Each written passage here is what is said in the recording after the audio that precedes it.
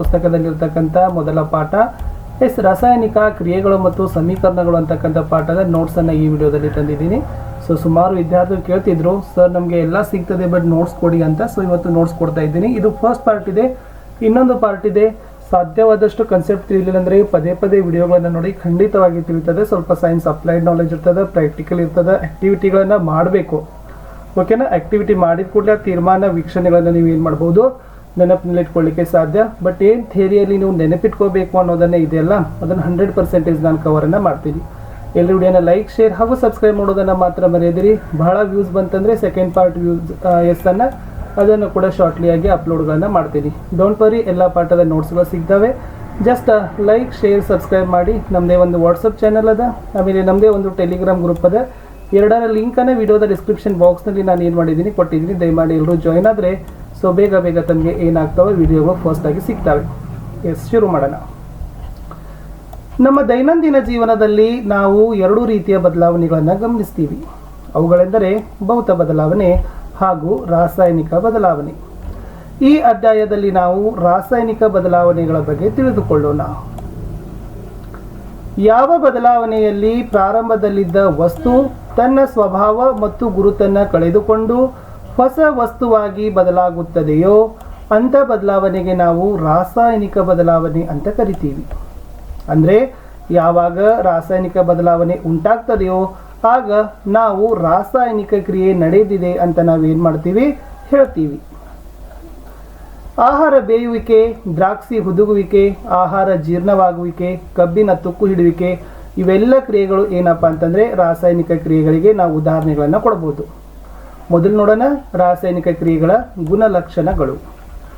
ನಾವು ರಾಸಾಯನಿಕ ಕ್ರಿಯೆ ನಡೆದಿದೆ ಅಂತ ನಿರ್ಧರಿಸಲಿಕ್ಕೆ ಮುಖ್ಯವಾಗಿ ವೀಕ್ಷಣೆ ಮಾಡಿದಾಗ ಈ 4 ಅಂಶಗಳು ನಮಗೆ ಸಹಾಯ ಮಾಡ್ತದೆ.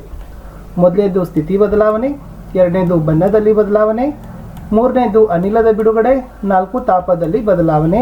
ಈ 4 ಅಂಶಗಳನ್ನಾದರೆ ನಾವು ರಾಸಾಯನಿಕ ಕ್ರಿಯೆ ನಡೆದಿದೆ ಅಂತ ತೀರ್ಮಾನಕ್ಕೆ ಬರ್ತೀವಿ. ಒಂದೊಂದಾಗಿ ನಾವು ನೋಡ್ತಾ ಹೋಗೋಣ. ಮೊದಲನೇದು ಸ್ಥಿತಿ ಬದಲಾವಣೆ. ಪಠ್ಯಪುಸ್ತಕದಲ್ಲಿ ಚಟುವಟಿಕೆ 1.1 ಇದೆ.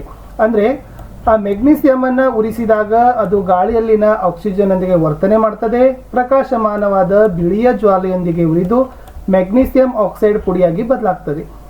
ಇದನ್ನೇ ನಾವು ಸಮೀಕರಣದಲ್ಲಿ 2mgs + O2g it's gives 2mgOs ಅಂತಕ್ಕದ್ದನ್ನು ಬರೀಬಹುದು.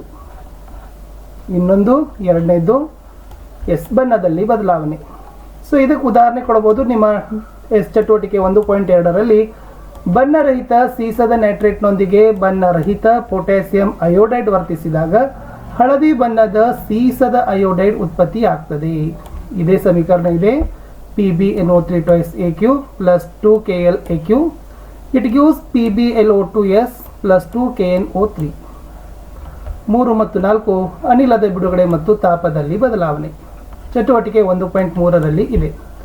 ಅಂದರೆ ಸತುವಿನ ಚೂರುಗಳು ಸಾರರಿಕ್ತ ಹೈಡ್ರೋಕ್ಲೋರಿಕ್ ಆಮ್ಲ ಅಥವಾ ಸಲ್ಫ್ಯೂರಿಕ್ ಆಮ್ಲದೊಂದಿಗೆ ವರ್ತಿಸಿದಾಗ ನಮಗೆ ಅಲ್ಲಿ ಹೈಡ್ರೋಜನ್ ಅನಿಲ ಬಿಡುಗಡೆ ಆಗ್ತದೆ. ಈ ಕ್ರಿಯೆಯಲ್ಲಿ ಸಹಿತ ತಾಪ ಏನಾಗ್ತದಪ್ಪ ಅಂದರೆ ಹೆಚ್ಚಿಗೆ ಆಗ್ತದೆ. 2 ಉದಾಹರಣೆಗಳಿದ್ದಾವೆ. ZnS + 2HClAq it give ZnCl2Aq + H2G + heat. ಇನ್ನೊಂದು ZnS + H2SO4Aq it give ZnSO4Aq + H2G + heat. ರಾಸಾಯನಿಕ ಸಮೀಕರಣಗಳು. ರಾಸಾಯನಿಕ ಸಮೀಕರಣವು ರಾಸಾಯನಿಕ ಕ್ರಿಯೆಯನ್ನು ಸಂಕ್ಷಿಪ್ತ ರೂಪದಲ್ಲಿ ಬರೆಯುವ ಒಂದು ವಿಧಾನ. ಅಂದರೆ ನಾವು ರಾಸಾಯನಿಕ ಸಮೀಕರಣವನ್ನು ಪದ ಸಮೀಕರಣ ರೂಪದಲ್ಲಿ ಸಹಿತ ಬರಿತೀವಿ. ಹೆಂಗಂದರೆ ಈ ಮೆಗ್ನೀಸಿಯಂ ಮತ್ತು ಆಕ್ಸಿಜನ್ಗಳ ನಡುವಿನ ರಾಸಾಯನಿಕ ಕ್ರಿಯೆಯನ್ನು ಸಂಕ್ಷಿಪ್ತವಾಗಿ ನಾವು ಬರೀಬಹುದು. Magnesium + oxygen it gives magnesium oxide. ಈ ಮೆಗ್ನೀಸಿಯಂ ಮತ್ತು ಆಕ್ಸಿಜನ್ ಎರಡನ್ನು ಪ್ರತಿವರ್ತಕಗಳು ಅಂತ ಕರೆದ್ರೆ ಮೆಗ್ನೀಸಿಯಂ ಆಕ್ಸೈಡನ್ನು ಉತ್ಪನ್ನ ಅಂತ ಕರಿತೀವಿ. ಹಾಗಾದರೆ ಏನು ಪ್ರತಿವರ್ತಕ ಮತ್ತು ಉತ್ಪನ್ನ? ರಾಸಾಯನಿಕ ಕ್ರಿಯೆಯಲ್ಲಿ ರಾಸಾಯನಿಕ ಬದಲಾವಣೆಗೆ ಒಳಗಾಗುವ ವಸ್ತುಗಳೆಲ್ಲವನ್ನು ನಾವೇನಂತೀವಿ, ಪ್ರತಿವರ್ತಕಗಳು ಅಂತ ಕರಿತೀವಿ. ಸಮೀಕರಣದ ಫಸ್ಟ್ ಪೋರ್ಷನಲ್ಲಿ ಇದು ಏನಾಗ್ತದಪ್ಪ ಅಂದರೆ ಇರ್ತದೆ. ಇನ್ನು ಉತ್ಪನ್ನಗಳಂತಂದರೆ ರಾಸಾಯನಿಕ ಕ್ರಿಯೆಯಲ್ಲಿ ಉಂಟಾಗುವ ಹೊಸ ವಸ್ತುಗಳು. ಇದು ಸಮೀಕರಣದ ಸೆಕೆಂಡ್ ಪೋರ್ಷನಲ್ಲಿ ಇರ್ತದೆ. ಇಟ್ ಮೀನ್ಸ್ ಬಾಣದ ಹಿಂದಿನ ಚಿಹ್ನೆ ಇರ್ತಕ್ಕಂಥದ್ದು ಪ್ರತಿವರ್ತಕಗಳು, ಈ ಬಾಣದ ಚಿಹ್ನಿನ ಮುಂದೆ ಇರ್ತಕ್ಕಂಥದ್ದು ಉತ್ಪನ್ನಗಳು ಅಂತ ನಾವು ಈಸಿಯಾಗಿ ಏನು ಮಾಡ್ಬೋದು, ಹೇಳ್ಬೋದು. ಮುಂದೆ ನೋಡೋಣ. ರಾಸಾಯನಿಕ ಸಮೀಕರಣವನ್ನು ಬರೆಯಲಿರ್ತಕ್ಕಂಥ ನಿಯಮಗಳು ಏನು? ಮೊದಲನೇದು, ಪ್ರತಿವರ್ತಕಗಳು ಮತ್ತು ಉತ್ಪನ್ನಗಳ ನಡುವೆ ಬಾಣದ ಗುರುತನ್ನು ಬರಿಬೇಕು. ಅಂದರೆ ಪ್ರತಿವರ್ತಕಗಳನ್ನ ನಡುವೆ ಸಂಕಲನ ಕ್ರಿಯೆ ಪ್ಲಸ್ ಅನ್ನು ಬಳಸಿ ಎಡಬದಿಯಲ್ಲಿಯೂ, ಉತ್ಪನ್ನಗಳನ್ನು ಅವುಗಳ ನಡುವೆ ಸಂಕಲನ ಚಿಹ್ನೆ ಪ್ಲಸ್ ಬಳಸಿಯೂ ಬಲಬದಿಯಲ್ಲಿ ಸಹಿತ ಬರಿತೀವಿ. ಇಲ್ಲಿ ನೋಡ್ತಾ ಇರಬಹುದು ನೀವು, ಓಕೆನಾ? ಸೊ ಇಲ್ಲಿ ನಾವು ಏನು ಮಾಡಿದೀವಿ, ಪ್ಲಸ್ ಚಿಹ್ನೆಯನ್ನು ಬರೆಸಿದ್ದೀವಿ. ಈ ಕಡೆ ಉತ್ಪನ್ನದಲ್ಲಿ ಮತ್ತೆ ಹೆಚ್ಚಿಗಿತ್ತಂದ್ರೆ ಇಲ್ಲಿನೂ ಕೂಡ ಪ್ಲಸ್ ಚಿಹ್ನೆಯನ್ನೇ ಹಾಕಿನೇ ಬರಿತೀವಿ. ಇದು ಸಿಂಪಲ್ ಆಗಿರತಕ್ಕಂಥದ್ದು. ಇನ್ನು ಬಾಣದ ಗುರುತು ಉತ್ಪನ್ನಗಳತ್ತ ಮುಖ ಮಾಡಿರ್ತದೆ ಮತ್ತು ಕ್ರಿಯೆ ದಿಕ್ಕನ್ನು ಏನು ಮಾಡ್ತದೆ ಅದು ಸೂಚಿಸ್ತದೆ. ಕೆಲವೊಂದ್ಸರಿ ನಾವು ಏನು ಮಾಡ್ತೀವಪ್ಪ ಅಂದರೆ ಅಲ್ಲಿ ಗ್ಯಾಸ್ ಇತ್ತಂದರೆ, ಅನಿಲ ಇತ್ತಂದರೆ ನಾವೇನು ಮಾಡ್ತೀವಿ, ಸೊ ಈ ಥರನಾಗಿರ್ತಕ್ಕಂಥ ಮಾರ್ಕನ್ನು ತೋರಿಸ್ತೀವಿ. ಒತ್ತಡ ಇತ್ತಂತಂದರೆ ಸೊ ಡೌನ್ ಏರೋದಲ್ಲಿರ್ತಕ್ಕಂಥವುಗಳನ್ನು ತೋರಿಸ್ತೀವಿ. ಎಸ್. ಇನ್ನು ಸರಿದೂಗಿಸಿದ ರಾಸಾಯನಿಕ ಸಮೀಕರಣ ಅಂದರೆ ಏನು? ಸಿಂಪಲ್ ಡೆಫಿನಿಷನ್ ಇದೆ.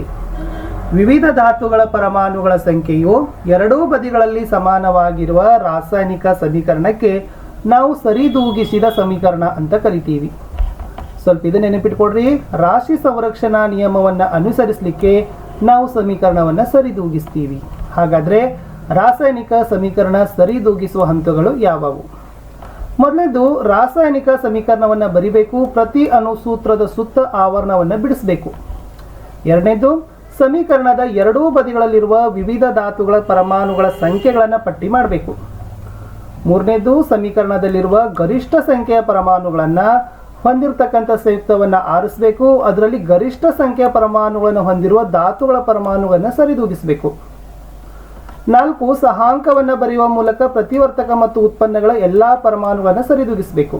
5, ಸರಿದೂಗಿಸಿದ ಸಮೀಕರಣದ ನಿಖರತೆಯನ್ನು ಪರೀಕ್ಷೆ ಮಾಡಲಿಕ್ಕೆ ನಾವು ಸಮೀಕರಣದ ಎರಡೂ ಬದಿಯಲ್ಲಿ ಧಾತುಗಳ ಪರಮಾಣುವನ್ನು ಲೆಕ್ಕ ಹಾಕಲೇಬೇಕು. ನೆಕ್ಸ್ಟ್, ರಾಸಾಯನಿಕ ಸಮೀಕರಣಗಳನ್ನು ಇನ್ನಷ್ಟು ಅರ್ಥಪೂರ್ಣವಾಗಿ ಮಾಡಲಿಕ್ಕೆ ನಾವು ಪ್ರತಿವರ್ತಕ ಮತ್ತು ಉತ್ಪನ್ನಗಳ ನಡುವೆ ಈ ರಾಸಾಯನಿಕ ಅಣುಸೂತ್ರಗಳ ಜೊತೆಗೆ ಕೆಲವೊಂದಿಷ್ಟು ಭೌತಿಕ ಸ್ಥಿತಿಗಳನ್ನು ನಮೂದಿಸ್ತೀವಿ. ಅಲ್ಲಿ G ಅಂದರೆ ಗ್ಯಾಸ್, L ಅಂದರೆ ಲಿಕ್ವಿಡ್, AQ ಅಂತಂದರೆ ಜಲೀಯ ಸ್ಥಿತಿ. ಸೊ ಘನ ಸ್ಥಿತಿಗೂ ಕೂಡ ನಾವು ಏನು ಮಾಡ್ತೀವಪ್ಪ ಅಂದರೆ S ಸಾಲಿಡ್ ಅಂತ ನಾವು ಏನು ಮಾಡ್ತೀವಿ ಹೇಳ್ತೀವಿ. ಇದು S, ಘನ, ದ್ರವ, ಅನಿಲ ಮತ್ತು ಜಲೀಯ ಸ್ಥಿತಿ ಅಂತ ಹೇಳ್ತಾರೆ. ಇನ್ನು ಕ್ರಿಯೆಯ ಪರಿಸ್ಥಿತಿಗಳಾದ ಉಷ್ಣತೆ, ಒತ್ತಡ, ಕ್ರಿಯಾವರ್ಧಕಗಳು ಇತ್ಯಾದಿಗಳನ್ನು ಬಾಣದ ಗುರುತಿನ ಮೇಲ್ಭಾಗದಲ್ಲಿ ಅಥವಾ ಕೆಳಭಾಗದಲ್ಲಿ ಸೂಚಿಸ್ತೀವಿ. ಮುಂದೆ ಹೋಗೋಣ. ರಾಸಾಯನಿಕ ಕ್ರಿಯೆಗಳ ವಿಧಗಳು. ಮೊದಲನೇದು ಬರೋದೇ ಸಂಯೋಗ ಕ್ರಿಯೆ ಅಂತ ಕರಿತೀವಿ. ಅಂದರೆ ಯಾವ ರಾಸಾಯನಿಕ ಕ್ರಿಯೆಯಲ್ಲಿ ಎರಡು ಹೆಚ್ಚು ಪ್ರತಿವರ್ತಕಗಳು ಸೇರಿ ಒಂದೇ ಉತ್ಪನ್ನ ಉಂಟಾಗ್ತದೆ. ಇಲ್ಲಿ ಹೇಳಿದ್ದಾರೆ ಎರಡಕ್ಕಿಂತ ಹೆಚ್ಚು ಪ್ರತಿವರ್ತಕಗಳಿದ್ದಾವೆ, ಒಂದೇ ಉತ್ಪನ್ನ ಇದೆ. ಸೊ ಇದನ್ನೇ ನಾವೇನಂತೀವಿ, ರಾಸಾಯನಿಕ ಸಂಯೋಗ ಕ್ರಿಯೆ ಅಂತ ಕರಿತೀವಿ. ಒಂದು ಸಮೀಕರಣ ನೋಡೋಣ. CS + O2G it gives CO2G ಅಂತ ಇದೆ. C ಮತ್ತು O2 ಅಂತಕ್ಕಂಥದ್ದು ಎರಡು ಪ್ರತಿವರ್ತಕಗಳು, CO2 ಅಂತಕ್ಕಂಥದ್ದು ಒಂದೇ ಉತ್ಪನ್ನ. ಎರಡು ಪ್ರತಿವರ್ತಕ ಒಂದು ಉತ್ಪನ್ನ ಸೇರಿ ಆಗೋ ರಾಸಾಯನಿಕ ಕ್ರಿಯೆ ಸಂಯೋಗ ಕ್ರಿಯೆ. ಇನ್ನೊಂದು ಉದಾಹರಣೆ ನೋಡೋಣ.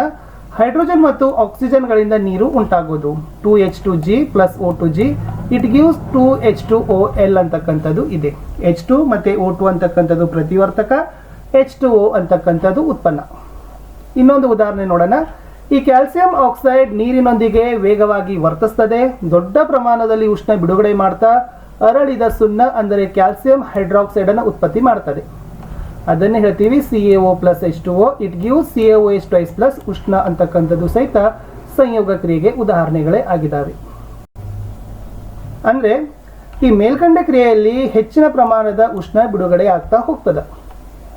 ಇದು ಸ್ವಲ್ಪ ವೆರಿ ಮೋಸ್ಟ್ ಇಂಪಾರ್ಟೆಂಟ್, ನಿಮ್ಮ ಎಕ್ಸಾಮ್ಗೆ ಇದು ಬಂದೇ ಬರ್ತಕ್ಕಂಥದ್ದು.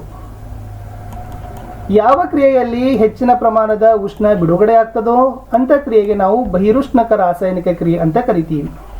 ಅದಕ್ಕೆ 3 ಉದಾಹರಣೆಗಳಿದ್ದಾವೆ. ನಿಮಗೆ ಡೆಫಿನೇಷನ್ ಮತ್ತು ಉದಾಹರಣೆ ಬರಲೇಬೇಕು. ಮೊದಲನೇದು ಉದಾಹರಣೆ ನೈಸರ್ಗಿಕ ಅನಿಲ ದಹನ ಅಂತ ಕರಿತೀವಿ. ಅದರ ಸೂತ್ರ CH4G + 2O2G it gives CO2G + 2H2OG. ಎರಡನೇ ಉದಾಹರಣೆ ಉಸಿರಾಟದ ಪ್ರಕ್ರಿಯೆ. ಅಂದರೆ ಜೀರ್ಣಕ್ರಿಯೆಯಲ್ಲಿ ಆಹಾರದಲ್ಲಿನ ಕಾರ್ಬೋಹೈಡ್ರೇಟ್ಗಳು ವಿಭಜಿಸಲ್ಪಟ್ಟು ಗ್ಲೂಕೋಸ್ ಉಂಟಾಗ್ತದೆ. ಹೀಗೆ ಉಂಟಾದ ಗ್ಲೂಕೋಸ್ ನಮ್ಮ ದೇಹದ ಜೀವಕೋಶಗಳಲ್ಲಿ ಆಕ್ಸಿಜನ್ನೊಂದಿಗೆ ಸಂಯೋಗವಾದಾಗ ಶಕ್ತಿಯನ್ನು ಒದಗಿಸ್ತದೆ. ಇದೇ ಪ್ರಕ್ರಿಯೆಗೆ ನಾವು ಉಸಿರಾಟ ಅಂತೀವಿ. ಇದನ್ನು ಇನ್ನಷ್ಟು ಸರಳೀಕರಣವಾಗಿ ನಾವು ಸಮೀಕರಣದಲ್ಲಿ ಬರೋದಾದರೆ C6H12O6AQ + 6O2AQ it gives 6CO2AQ + 6H2OL + energy ಶಕ್ತಿ. ಅಂದರೆ ಈ ಉಸಿರಾಟ ಕ್ರಿಯೆ ನಡೆಯುವಾಗ ಉಷ್ಣಶಕ್ತಿ ಬಿಡುಗಡೆಯಾಗುವುದರಿಂದ ಇದನ್ನು ಬಹಿರುಷ್ಣಕ ಕ್ರಿಯೆ ಅಂತಲೇ ಕರಿತೀವಿ. ಮೂರನೇದು ಸಸ್ಯಜನ್ಯ ದ್ರವಗಳ ವಿಘಟನೆಯಿಂದ ಕಾಂಪೋಸ್ಟ್ ಉಂಟಾಗ್ತದೆ, ಅದು ಕೂಡ ಒಂದು ಮುಖ್ಯ ಉದಾಹರಣೆ.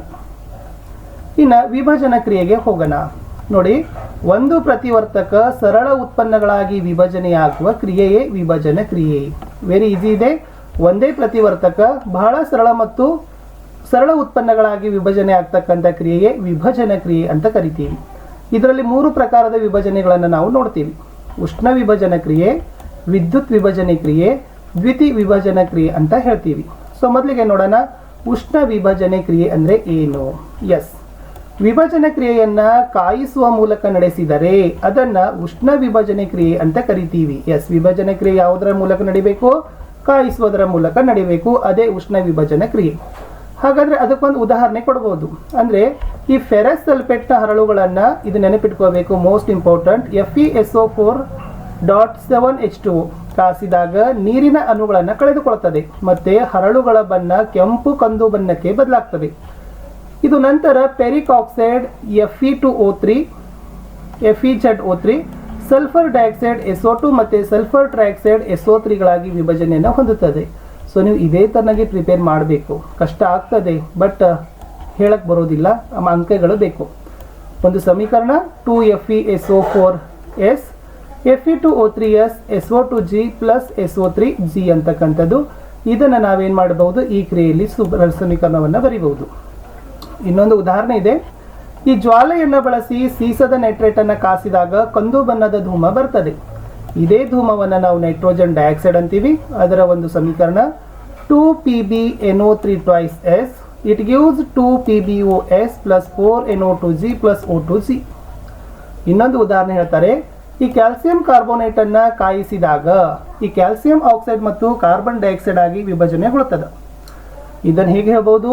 CaCO3S ಉಷ್ಣ ಹೀಟ್ CaOS ಪ್ಲಸ್ CO2G.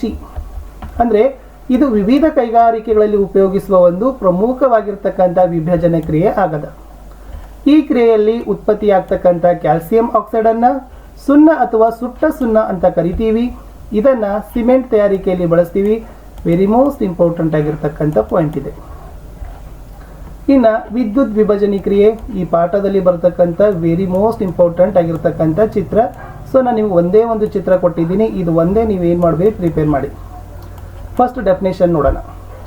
ವಿಭಜನೆ ಕ್ರಿಯೆಯನ್ನ ವಿದ್ಯುತ್ ಹಾಯಿಸುವುದರ ಮೂಲಕ ನಡೆಸಿದರೆ ಅದನ್ನ ವಿದ್ಯುತ್ ವಿಭಜನೆ ಕ್ರಿಯೆ ಅಂತ ಕರಿತೀವಿ. ಏನು ಹಾಯಿಸ್ಲಾಕತ್ತೀವಿ? ವಿದ್ಯುತ್ ಹಾಯಿಸಬೇಕು, ಅವಾಗ ಅದನ್ನು ವಿದ್ಯುತ್ ವಿಭಜನೆ ಕ್ರಿಯೆ ಅಂತ ಕರಿತೀವಿ. ನೀರಿನ ವಿದ್ಯುತ್ ವಿಭಜನೆ: ಆಕ್ಸಿಜನ್, ಪ್ರಣಾಳ, ಗ್ರಾಫೈಟ್ ದಂಡ, anode, switch, plastic mug, hydrogen, ನೀರು, ರಬ್ಬರ್ ಬಿರುಡೆ, ಕ್ಯಾಥೋಡ್, 6 ವೋಲ್ಟೇಜ್ ಬ್ಯಾಟರಿ. ನೆನಪಿಟ್ಕೊಳ್ರಿ. ಸೊ ಇದೇ ತರನಾಗಿರ್ತಕ್ಕಂಥ ಭಾಗಗಳನ್ನು ಗುರುತಿಸಲಿಕ್ಕೆ ಬರಬೇಕು. ನೀರಿನ ಮೂಲಕ ವಿದ್ಯುತ್ತನ್ನು ಹಾಯಿಸಿದಾಗ ಅದು ವಿಭಜನೆ ಹೊಂದಿ ಹೈಡ್ರೋಜನ್ ಮತ್ತು ಆಕ್ಸಿಜನ್ ಅನಿಲ ಕೊಡ್ತದೆ. ಇದನ್ನೇ ಸಮೀಕರಣದಲ್ಲಿ ಬರೀತೀವಿ. 2H2O ವಿದ್ಯುತ್ ಹಾಯಿಸಿದಾಗ 2H2 ಪ್ಲಸ್ O2 ಸಿಗ್ತದೆ. ಅಂದರೆ ಈ ನೀರಿನ ವಿದ್ಯುತ್ ವಿಭಜನೆಯ ಪ್ರಯೋಗದಲ್ಲಿ ಸೊ ಇದು ನೆನಪಿಟ್ಕೋಬೇಕು.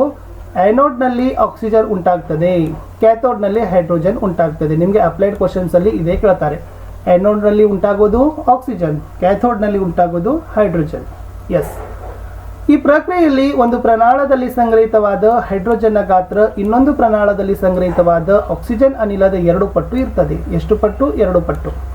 ಏಕೆಂದರೆ ಈ ನೀರಿನಲ್ಲಿ ಹೈಡ್ರೋಜನ್ ಆಕ್ಸಿಜನ್ 2 ಪಟ್ಟು ಹೊಂದಿರ್ತದೆ. ಇಲ್ಲಿ ಉಂಟಾದ ಅನಿಲಗಳನ್ನು ಪರೀಕ್ಷಿಸಲು ಉರಿತಕ್ಕಂಥ ಮೇಣದ ಬತ್ತಿಯನ್ನು ಕ್ಯಾಥೋಡ್ ಪ್ರಣಾಳದ ಬಾಯಿಯ ಹತ್ತಿರ ತಂದಾಗ ಪಾಪ್ ಶಬ್ದ ಬರ್ತದೆ. ಈ ಪಾಪ್ ಶಬ್ದ ಬಂದರೆ ನಾವೇನು ತಿಳ್ಕೊತೀವಿ? ಅಲ್ಲಿ ಹೈಡ್ರೋಜನ್ ಉಂಟಾಗುವಿಕೆಯನ್ನು ಖಚಿತವನ್ನು ಪಡಿಸ್ತೀವಿ. ಉರಿತಕ್ಕಂಥ ಮೇಣದ ಬತ್ತಿಯನ್ನು ಆ್ಯನೋಡ್ನ ಪ್ರಣಾಳದ ಬಾಯಿಯ ಹತ್ತಿರ ತಂದಾಗ ಪ್ರಕಾಶಮಾನವಾಗಿ ಉರಿತದ. ಏಕೆಂದರೆ ಅಲ್ಲಿ ಆಕ್ಸಿಜನ್ ಉಂಟಾಗುವಿಕೆಯನ್ನು ಖಚಿತಪಡಿಸ್ತದ. ಇವು 3 ಕೂಡ ಮೋಸ್ಟ್ ಇಂಪಾರ್ಟೆಂಟ್. ಇದು ಪ್ರಯೋಗದಲ್ಲಿ ಇರ್ತಕ್ಕಂಥ ತೀರ್ಮಾನಗಳು. First point, second point, third point. So solenoid ಬಗ್ಗೆ ಮತ್ತು ಇದ್ರ ಬಗ್ಗೆ ನಿಮಗೆ ಬಹಳ ಕ್ವಶನ್ಸ್ಗಳು ಬರ್ತವೆ. ಸೊ ಅದನ್ನು ನೀವೇನು ಮಾಡ್ಕೊಳ್ಬೇಕು? ತಿಳ್ಕೊಳ್ಬೇಕು. ಇಷ್ಟಿತ್ತು ಫಸ್ಟ್ ಪಾರ್ಟ್ನ ನೋಟ್ಸ್ ಅಂತ ಹೇಳ್ತಾ, ಹೇಗನ್ಸಿತ್ತು ಅಂತ ಕಮೆಂಟ್ ಮಾಡಿ. ಸೆಕೆಂಡ್ ಪಾರ್ಟನ್ನು ಶಾರ್ಟ್ಲಿ ಆಗಿ ಹಾಕ್ತೀನಿ. ಲೈಕ್, ಶೇರ್, ಸಬ್ಸ್ಕ್ರೈಬ್ ಮಾಡೋದನ್ನು ಮಾತ್ರ ಮರೆಯದಿರಿ.